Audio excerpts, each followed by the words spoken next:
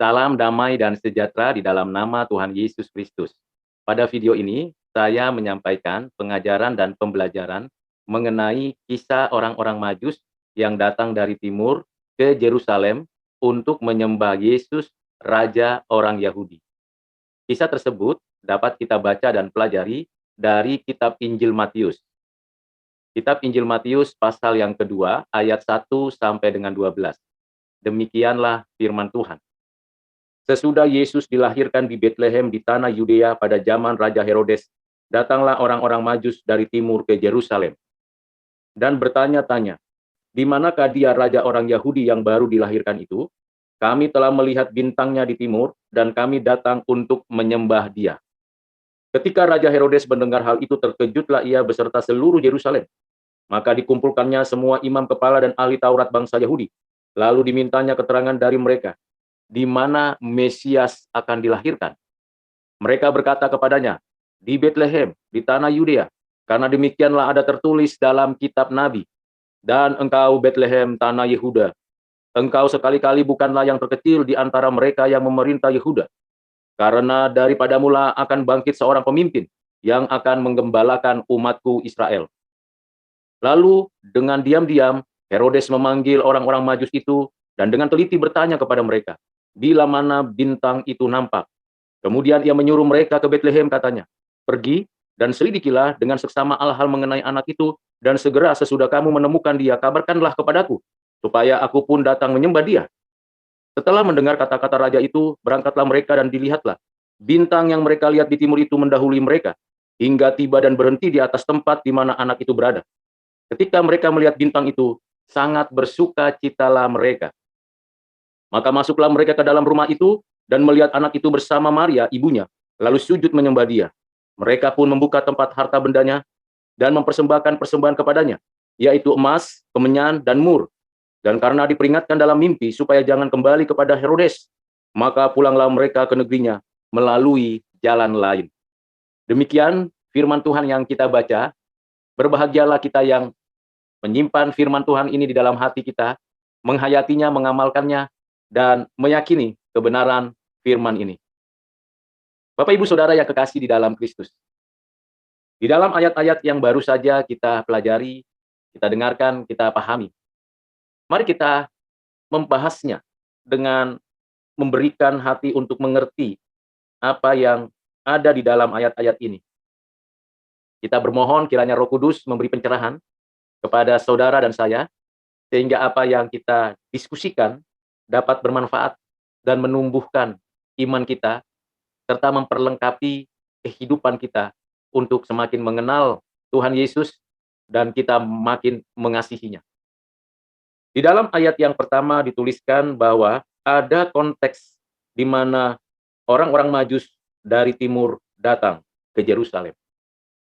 Waktu itu, Kaisar Agustinus yang berkuasa atas wilayah kerajaan Romawi, termasuk daerah Yerusalem dan Betlehem dan di tanah Yudea. Seperti biasanya, di tanah-tanah kekuasaan kerajaan Romawi, ada raja-raja wilayah yang ditempatkan sebagai wakil kaisar. Khusus di daerah Yudea, Raja Herodes yang menjadi wakil kaisar Roma pada waktu itu. Herodes memerintah di sana, mewakili kaisar kerajaan Romawi, dan pada momen itu, orang-orang Majus datang dari timur. Apa alasan orang Majus datang dari timur? Pertama, karena ada bintang yang sangat spesial. Bintang itu dilihat mereka di daerah mereka. Bintang itu terang sekali dan sangat membuat takjub. Dan menurut kebiasaan mereka, kalau ada bintang seperti itu menggambarkan secara alamiah bahwa ada seseorang yang baru dilahirkan. Dan orang itu istimewa. Orang itu bukan sembarangan. Dan orang yang baru dilahirkan itu patut dipuji dan dipuja. Dan menurut pengertian mereka, orang tersebut adalah seorang raja. Sehingga mereka, orang-orang Majus, mengikuti gerakan dari bintang yang dilihatnya. Karena bintang itu tidak hanya berhenti di timur, seolah-olah ingin menunjukkan jalan, mengarahkan orang-orang Majus ini untuk mengikuti apa yang sesungguhnya ingin disampaikan dan diarahkan oleh bintang ini. Ini adalah sebuah penyataan Tuhan Allah secara umum kepada orang-orang Majus. Karena tentu orang-orang Majus tidak menerima firman Tuhan seperti orang-orang Israel. Tidak pernah dikunjungi oleh para nabi. Bahkan mungkin mereka pernah mendengar ada orang Israel, ada kisah-kisah yang ditulis dalam keyakinan orang-orang Israel. Tetapi orang-orang Majus ini tidak memiliki itu.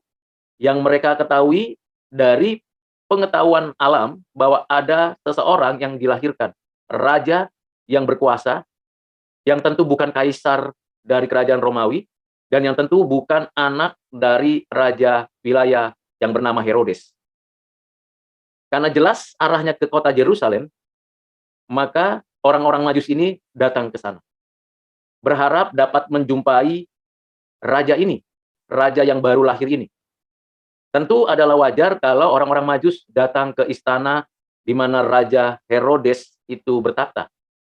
Tetapi yang didapatinya tidak ada seorang raja dilahirkan. Memang kita mengetahui bahwa raja itu tidak dilahirkan.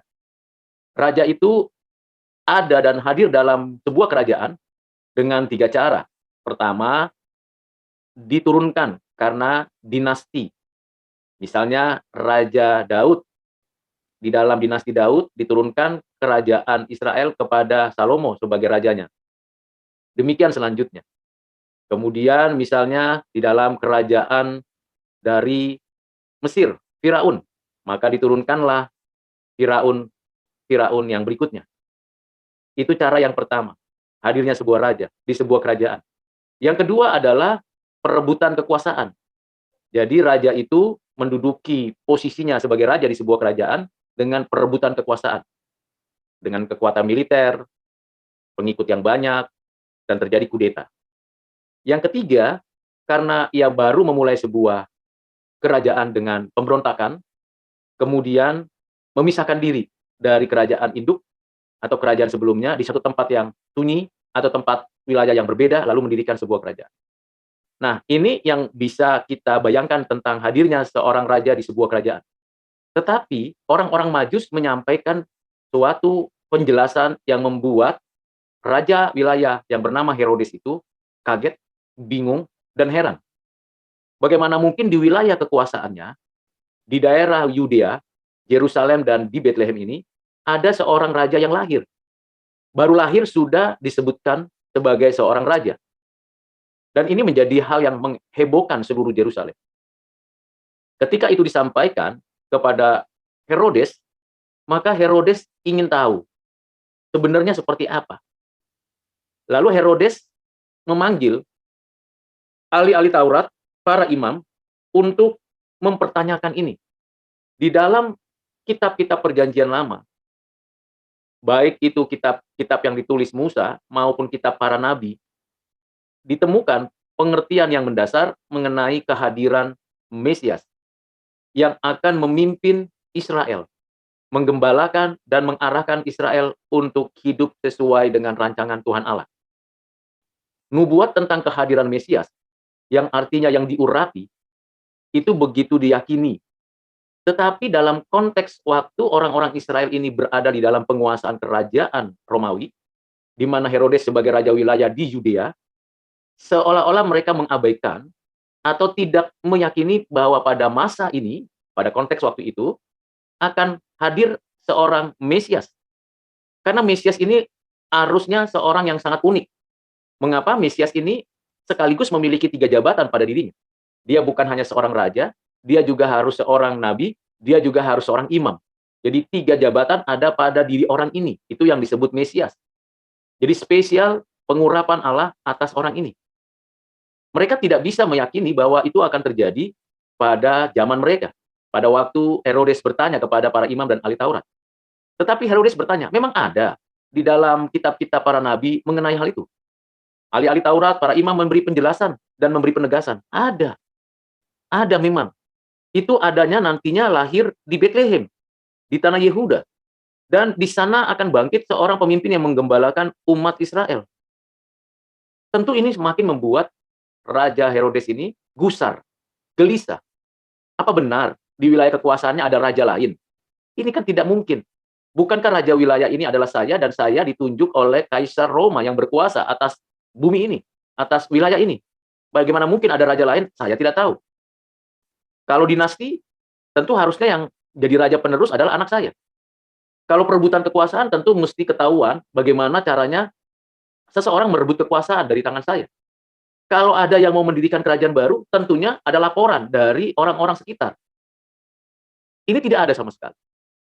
Pada saat itu juga, orang-orang Majus mengetahui dari para imam, ahli-ahli Taurat yang menceritakan itu. Jadi ada dua konfirmasi yang jelas. Yang pertama adalah bintang di timur, yang mengarahkan mereka ke kota Yerusalem, yang membimbing mereka sampai kepada istana Raja Herodes, dan juga penyataan firman yang disampaikan oleh para ahli Taurat. Dua bagian ini, firman yang non-verbal yang dinyatakan Tuhan di alam, bintang di timur, firman yang tertulis yang dinyatakan Tuhan melalui kitab para nabi, ini semakin memperteguh bahwa memang apa yang diketahui dan diyakini oleh orang-orang Majus dari timur, bahwa memang ada seorang raja yang dilahirkan. Ternyata Raja Herodes merespon apa yang disampaikan oleh para ahli Taurat, para imam itu dengan sangat serius. Sampai ia memanggil kembali orang-orang Majus, menanyakan kembali, menjelaskan apa sebenarnya yang mereka teliti mengenai bintang itu. Tentu sebagai ahli perbintangan, orang-orang Majus dapat menjelaskannya dan mendeskripsikannya berdasarkan pengetahuan mereka tentang bintang dan keyakinan mereka tentang kehadiran sebuah bintang di timur yang mengarahkan ke Yerusalem dan nantinya diarahkan lebih jelas lagi ke Bethlehem. Nah, untuk memastikan itu, Raja Herodes meminta orang-orang Majus pergi ke Bethlehem. Karena berdasarkan penjelasan dari kitab-kitab para nabi, bahwa wilayah tempat di mana raja itu dilahirkan adalah di Bethlehem. Berada di wilayah Yerusalem, tapi ada kota kecil namanya Bethlehem. Dan di situ silakan dicari, ditemukan, lalu selidiki bagaimana sebenarnya anak ini. Kalau kita membandingkan dengan peristiwa sebelumnya dalam pasal yang pertama dan di dalam Injil Lukas, maka kita bisa mengetahui setidaknya di dalam pasal 2 ayat 1 ini bahwa Yesus telah dilahirkan di Bethlehem. Dan Yesus yang dilahirkan di Bethlehem sudah tidak lagi ada di dalam palungan, tidak lagi berada di kandang, tempat orang-orang Yahudi waktu itu menaruh kambing dombanya di sana. Ya memang kandang itu satu atap dengan rumah atau tempat tinggal daripada orang-orang di Bethlehem. Jadi misalnya saya punya rumah di Bethlehem, lalu di rumah itu ada tempat di mana ada kandang ternak peliharaan saya. Nah, itu tempat yang kosong pada waktu itu. Dan tempat itu kosong, dan di sanalah Yusuf Maria tinggal sambil menanti kelahiran Yesus, Raja orang Yehuda. Dan memang dilahirkan di tempat itu. Mengapa? Ya karena penginapan di kota Bethlehem penuh. Mengapa penuh? Karena pada waktu itu orang-orang dari kota-kota lain, dari tempat lain yang merantau atau yang pergi ke daerah, ke kota-kota lain, diminta untuk kembali ke tempat asalnya untuk diikutkan di dalam sensus penduduk. Ini perintah Kaisar Agustinus. Tetapi setelah selesai, tentu mereka ada yang pulang, ada yang kembali ke rumah mereka masing-masing, ke kota mereka masing-masing. Yang cukup mengherankan, Yusuf Maria dan Yesus yang baru dilahirkan tidak langsung kembali ke Nazaret, tetapi mereka masih tetap tinggal di Bethlehem. Ada yang memperkirakan mereka ada di Bethlehem itu lebih kurang 2 tahun, sehingga anak itu memang bukan lagi berada di dalam palungan, tidak lagi ada di dalam kandang, karena memang sudah ada tempat penginapan atau juga sudah ada tempat tinggal mereka. Kita harus ketahui Yusuf dan Maria datang dari Nazaret ke Bethlehem, kota kelahirannya. Ada kemungkinan di kota itu masih ada kerabatnya dan masih ada keluarganya untuk mereka tinggal di rumah yang disediakan keluarganya, atau mereka menyewa, atau mereka tetap tinggal di rumah di mana Yesus pernah dilahirkan di kandang rumah tersebut. Yang pasti pada waktu orang-orang Majus datang ke Bethlehem, orang-orang yang ada di sekitar tentu kaget sekali. Tetapi yang menjadi petunjuk mengapa rumah itu dan tempat itu yang mengarahkan kepada Yesus yang baru dilahirkan itu tepat. Bisa jadi bukan ada bayi-bayi lain yang lahir di kota Betlehem. Bisa jadi juga ada orang-orang yang meyakini bahwa di sana ada seorang yang baru lahir. Mungkin di sana atau di tempat ini, di tempat-tempat yang bisa terjadi di Betlehem. Karena Betlehem bukan satu RT atau satu lokasi saja tempat tinggal. Bisa di tempat-tempat yang satu kelurahan kah, satu kabupaten kah, demikian. Yang menarik adalah ternyata bintang yang di timur itu terus memberikan bimbingan, arahan, petunjuk kepada orang-orang Majus dan orang-orang Majus meyakini dan tepat di atas rumah di mana Yesus ada dan bersama dengan Maria, di sanalah orang-orang Majus berjumpa dengan Yesus, raja orang Yehuda. Apa yang pertama dilakukan oleh orang-orang Majus di sana? Yang pertama adalah sujud menyembah Yesus. Jadi bukan Maria yang disembah, bukan Yusuf yang disembah, tapi bayi Yesus yang diperkirakan umurnya kurang lebih 2 tahun. Bayi Yesus yang masih mungil, masih kecil, dalam keadaannya sebagai manusia, ia disembah. Tentu ini sesuatu yang sangat tidak biasa. Mengapa tidak biasa? Bagaimana mungkin ada orang yang jauh dari timur dan mereka begitu semangat, penuh dengan suatu dedikasi, mempersiapkan segala sesuatu untuk datang tanpa ketakutan, tanpa keraguan, hanya dengan petunjuk bintang di timur, lalu datang ke tempat di mana Yesus bersama Maria dan sujud menyembah kepada Yesus. Bukan sujud menyembah kepada Maria. Maria dihormati, tetapi tidak menjadi tempat penyembahan atau arah penyembahan. Dengan kata lain, orang-orang Majus menyadari Yesus yang disembah dalam keadaannya yang bukan hanya sebagai manusia, tetapi pribadi anak Allah yang maha tinggi. Inilah yang menyebabkan orang-orang Majus sujud menyembah. Jadi yang disembah bukan manusia Yesus dalam artian secara urufiah saja, tetapi pribadi Yesus Kristus anak Allah yang inkarnasi, yang menyatakan bahwa dia adalah raja di atas segala raja. Raja semesta alam. Yang mengarahkan bintang itu dinyatakan kepada orang-orang Majus. Dan dinyatakan kepada mereka untuk bisa sampai ke tanah Yehuda, ke Betlehem, ke rumah itu adalah kuasa, kekuatan dari Allah. Dan orang-orang Majus menyadari itu. Sehingga ketika mereka berjumpa dengan Yesus dan bersujud, mereka dengan jelas dikatakan mereka sungguh bersuka cita. Sukacita berjumpa dengan Yesus. Sukacita karena ia menjumpai Tuhan. Siapa yang terlebih dahulu menjumpai Tuhan? Orang Majus dengan sujud menyembah. Tetapi bagaimana orang Majus bisa menyembah Yesus? Karena Tuhan yang menggerakkan mereka.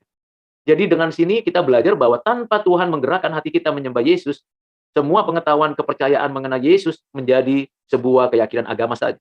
Tetapi yang menggerakkan orang-orang Majus, bukan para imam, bukan ahli-ahli Taurat, mengkonfirmasinya dengan firman, iya, bukan karena kekuatan Herodes, karena diperintahkan, karena itu wilayah kekuasaannya, bisa jadi itu menjadi sarana, tetapi yang paling utama, dan yang terutama, dan satu-satunya yang menggerakkan orang-orang Majus dari timur datang untuk menyembah Yesus, adalah Tuhan sendiri, melalui cara yang ajaib, meletakkan bintang di timur, menggerakkan bintang itu sampai ke rumah itu, dan bintang itu tidak bergerak lagi di sana, dan menunjukkan sampai di sini, mereka dipimpin.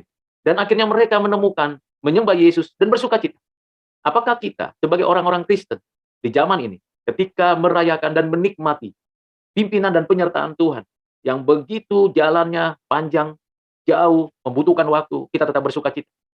Apakah di hati kita tetap ada sikap dan tindakan menyembah Tuhan? Perjalanan orang-orang Majus begitu jauh, begitu panjang, begitu lama.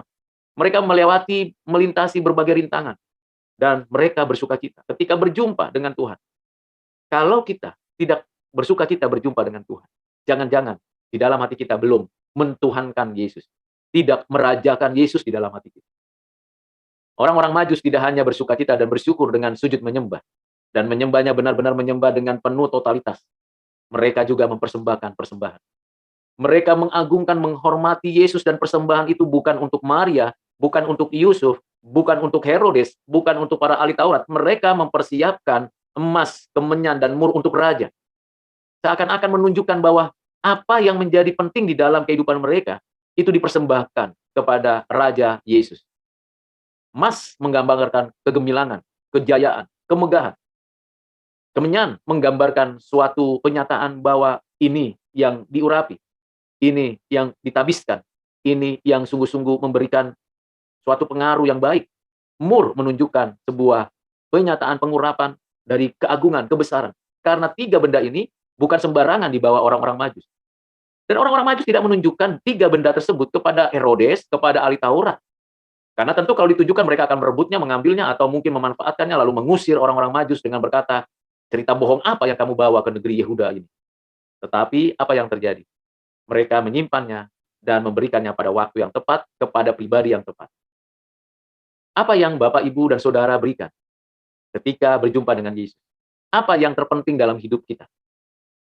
Emas, kemenyan, mur, jabatan, uang, harta, atau apa saja? Apapun yang terpenting, yang dianggap paling tertinggi nilainya, beranikah, bersediakah memberikan itu kepada Raja Yesus? Untuk apa Raja Yesus itu emas, kemenyan, dan mur? Bukankah dia semesta alam ini miliknya? Bukankah hidup dan kehidupan di alam semesta di bumi ini miliknya? Dan yang diberikan hidup dan kehidupan itu darinya. Ini untuk menunjukkan ucapan syukur. Ucapan syukur yang dari dalam hati orang-orang Majus. Dan mereka mempersembahkannya dengan sukacita. Ketika kita melakukan sebuah pelayanan, sebuah persembahan, apakah kita melakukannya dengan sukacita? Atau hitung-hitungan? Sudah berapa biaya yang saya keluarkan, Raja Yesus, dari Majus sana, dari tempat kami. Sudah berbulan-bulan kami melewati dan melintasi kota-kota dan sampai ke sini. Berapa budget yang dikeluarkan, berapa tenaga yang digunakan, dan luar biasa tantangan yang kami hadapi. Cukuplah itu sebagai persembahan. Tetapi orang-orang Majus tidak melakukan itu. Orang-orang Majus justru merasa bahwa apa yang diberikannya, apa yang dilakukannya tidak sebanding dengan apa yang dijumpainya. Raja Yesus, Raja semesta alam. Mereka berlutut, mereka bertelut, mereka menyembah dengan penuh sukacita. Inilah orang-orang Majus, orang-orang pilihan Tuhan. Tentu mereka bukan 3 orang. Tentu mereka bukan orang-orang biasa. Tentu mereka bukan orang-orang yang membawa kesusahan kepada Yesus. Seringkali kita berjumpa dengan Yesus membawa sakit kita, kesusahan kita, kemiskinan kita. Lalu seolah-olah dengan demikian, akhirnya kita minta belas kasihan. Tidak. Orang-orang Majus datang tidak mengatakan, aku udah capek loh ketemu engkau, Tuhan, Raja. Please, berkati saya supaya saya sembuh, supaya saya sehat, supaya saya kuat, supaya saya dapat sesuatu yang bernilai. Sehingga nanti saya pulang ke kota saya, ke tempat saya di timur sana, akan cerita. Ketemu Raja Yesus luar biasa, saya disembuhkan, saya mendapat berkat, saya mendapatkan kekuatan, saya akhirnya sekarang kaya raya. Tidak. Orang-orang Majus tidak demikian. Bapak, Ibu, Saudara, orang Majus justru memberi, dan tidak minta apapun. Bagaimana saudara dan saya memikirkan itu? Apa yang Bapak, Ibu, Saudara pikir? Di hari di mana kita mengingat kehadiran Kristus yang pertama, melalui inkarnasinya dan kelahirannya, yang kita sebut dengan Natal. Dan sekarang kita menanti kedatangan Tuhan yang kembalinya dia, dalam segala kemuliaan. Apa yang kita bawa kepada Tuhan? Bagaimana kita membawanya kepada Tuhan? Apakah kita menuntut dan meminta kepada Tuhan supaya mendapatkan berkat, berkat, berkat, berkat? Bukankah kita seharusnya bersuka cita ketika sudah dituntun Tuhan berjumpa dengan dia, ditarik Tuhan berjumpa dengan dia. Dan harusnya di sanalah kita menyerahkan semua hidup kita. Belajarlah dari orang-orang Majus. Hai saudara-saudara yang kekasih di dalam Kristus. Yang menjadi menarik lagi, orang-orang Majus setelah bersuka cita luar biasa, tidak perlu lapor kepada ahli Taurat, para imam, orang-orang Yahudi. Tidak perlu lapor, kasih tahu kepada Herodes, karena Herodes sesungguhnya bukan datang nantinya untuk menyembah Yesus Raja, orang Yehuda ini, Raja semesta alam ini, Raja di atas segala raja ini. Bukan. Herodes ingin membunuh Yesus. Betapa ia takut dan khawatir kalau kekuasaannya digeser oleh Raja yang baru lahir ini. Puji Tuhan, orang Majus diingatkan oleh Tuhan melalui mimpi. Sehingga orang Majus kembali ke negerinya, melalui jalan lain. Jalan lain yang mana? Apakah mereka berputar melewati padang gurun? Bisa jadi mereka berputar melewati padang gurun. Apakah mereka melewati daerah timur, sehingga mereka tidak melintasi daerah Yehuda, Yudea, tapi mereka melintasi daerah Samaria dan seterusnya? Tidak ada yang mengetahui. Tapi jalan lain yang dimaksud adalah mereka tidak perlu melapor kalau mereka sudah betul-betul menikmati kehadiran Tuhan. Mengapa mereka tidak perlu melapor? Tadi saya sudah katakan, bisa jadi bayi Yesus akan dibunuh. Dan itu bisa kita lihat pada ayat 13 sampai ayat 18.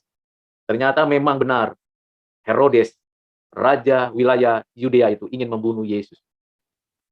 Bapak Ibu Saudara yang kasih dalam Kristus, ada waktunya kita menyatakan berita Injil dengan penuh keberanian, dengan penuh sukacita.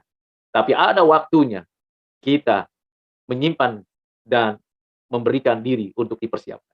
Orang-orang Majus ini datang kembali ke rumahnya, ke negeri di timur, dengan penuh sukacita. Saya tidak tahu bagaimana rasanya mereka sepanjang jalan sampai ke timur. Tentu mereka bersukacita, berteriak-teriak, atau menyatakan kegembiraan.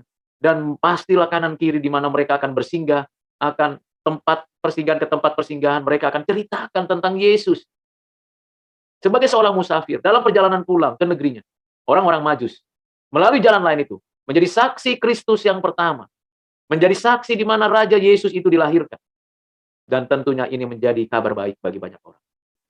Siapakah penginjil pertama dalam pelayanan pekerjaan Tuhan? Orang-orang Majus.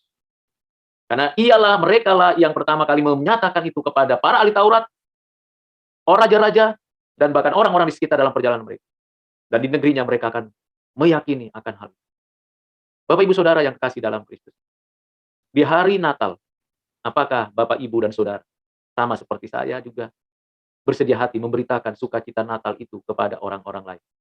Bukan menuntut orang lain memberi kepada kita, tapi menuntut diri untuk memberi kepada orang lain. Sehingga orang lain mengalami perjumpaan dengan Tuhan dan mengalami sukacita surgawi dan menikmati sukacita itu untuk selama-lamanya. Kiranya renungan, pembahasan, pembelajaran dari kisah orang Majus dapat memberikan inspirasi kepada Bapak Ibu Saudara untuk mengingat kembali kelahiran Yesus dan terutama menyongsong kedatangan Tuhan kembali. Ya Tuhan, datanglah segera. Maranatha. Tuhan Yesus memberkati. Amin.